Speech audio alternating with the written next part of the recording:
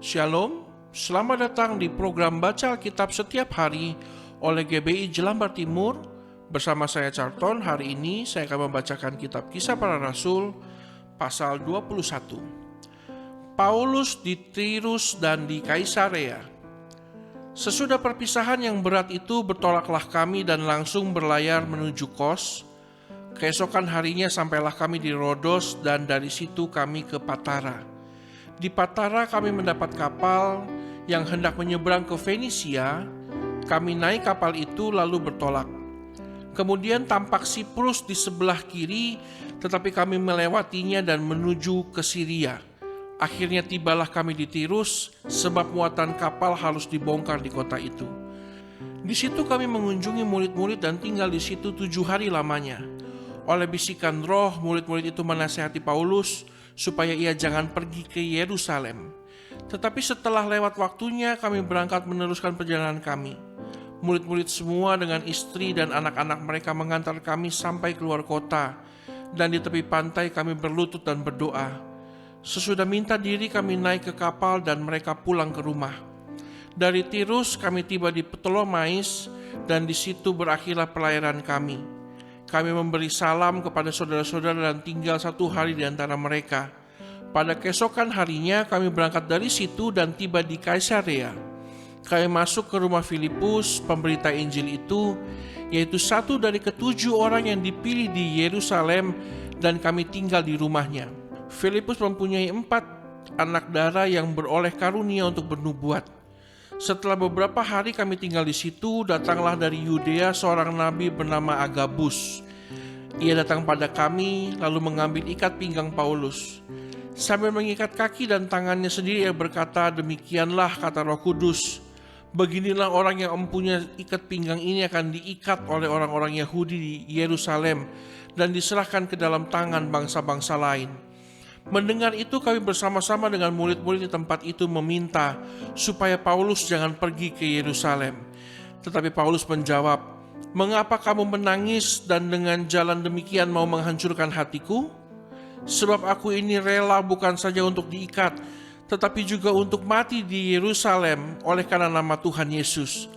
Karena ia tidak mau menerima nasihat kami menyerah dan berkata, 'Jadilah kehendak Tuhan.'"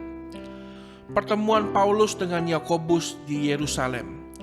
Sesudah beberapa hari lamanya tinggal di Kaisarea, berkemaslah kami lalu berangkat ke Yerusalem. Bersama-sama dengan kami turut juga beberapa murid dari Kaisarea.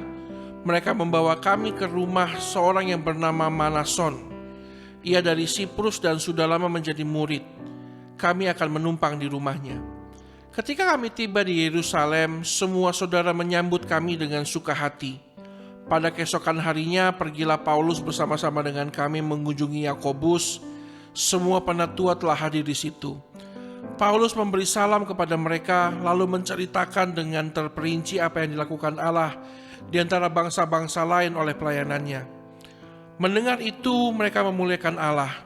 Lalu mereka berkata kepada Paulus, "Saudara, lihatlah, beribu-ribu orang Yahudi telah menjadi percaya dan mereka semua rajin memelihara hukum Taurat.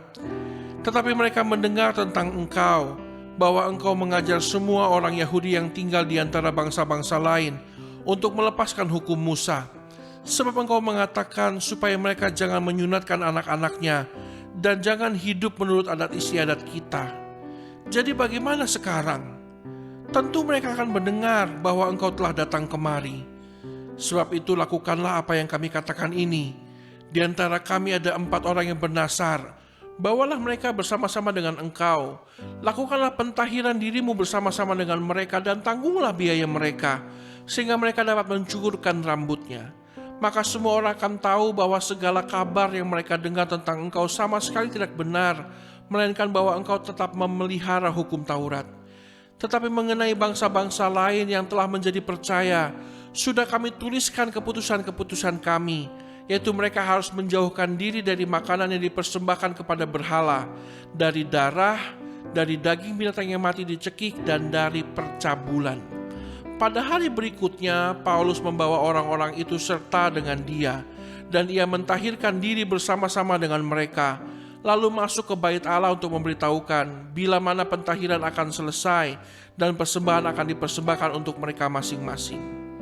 Paulus ditangkap. Ketika masa 7 hari itu sudah hampir berakhir, orang-orang Yahudi yang datang dari Asia melihat Paulus di dalam bait Allah, lalu mereka menghasut rakyat dan menangkap dia sambil berteriak, "Hai orang-orang Israel, tolong! Inilah orang yang di mana-mana mengajar semua orang untuk menentang bangsa kita dan menentang hukum Taurat dan tempat ini. Dan sekarang ia membawa orang-orang Yunani pula ke dalam bait Allah dan menajiskan tempat suci ini. Sebab mereka telah melihat Trofimus dari Efesus sebelumnya bersama-sama dengan Paulus di kota, dan mereka menyangka bahwa Paulus telah membawa dia ke dalam bait Allah. Maka gemparlah seluruh kota dan rakyat datang berkerumun, lalu menangkap Paulus dan menyeretnya keluar dari bait Allah. Dan seketika itu juga semua pintu gerbang bait Allah itu ditutup. Sementara mereka merencanakan untuk membunuh dia, sampailah kabar kepada kepala pasukan bahwa seluruh Yerusalem gempar. Kepala pasukan itu segera bergerak dengan prajurit-prajurit dan perwira-perwira dan maju mendapatkan orang banyak itu. Ketika mereka melihat dia dan prajurit-prajurit itu, berhentilah mereka memukul Paulus. Kepala pasukan itu mendekati Paulus, menangkapnya dan menyuruh mengikat dia dengan 2 rantai. Lalu bertanya, siapakah dia dan apakah yang telah diperbuatnya. Tetapi dari antara orang banyak itu ada yang meneriakkan kepadanya ini, ada pula yang meneriakkan itu. Dan oleh karena keributan itu ia tidak dapat mengetahui apakah yang sebenarnya terjadi. Sebab itu ia menyuruh membawa Paulus ke markas. Ketika sampai ke tangga, Paulus terpaksa didukung prajurit-prajurit karena berdesak-desaknya orang banyak, yang berbondong-bondong mengikuti dia sambil berteriak, "Enyahkanlah dia!" Paulus minta izin berbicara. Ketika Paulus hendak dibawa masuk ke markas, ia berkata kepada kepala pasukan itu, "Bolehkah aku mengatakan sesuatu kepadamu?" Jawabnya, "Tahukah engkau bahasa Yunani?